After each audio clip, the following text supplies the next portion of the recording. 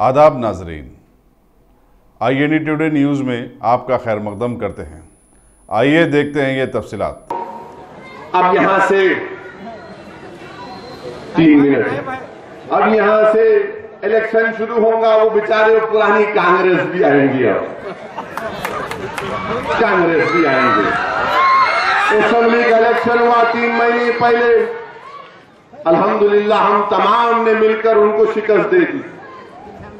अब तो कांग्रेस का ऐसा हाल है कि हर आदमी बोल रहा तो इसी साथ जरा मिल सकते क्या? बोला क्यों नहीं, जरा जाना है उधर केसीआर करे। बोला भाई सीधा चले जाओ, मेरे कहने बताओ। अब सब जाना चाह रहे, कोई बोले नहीं अब नहीं है, दमी नहीं है। पूरा घर खाली हो गया कांग्रेस का। अखबार ने लिख दिया गलती से कि कोई मेरे पास घर पे नाश्ते की दावत हुई। अरे मैं बोला मेरे नाश्ते में इतनी तासीर है, एक चीज खिलाया तो उड़ गए, चले गए। जाने ये तुम्हारी पार्टी में कमजोरी है, तुम्हारी पॉलिसी में कमजोरी है, तुम्हारी नीयतों में खोट है।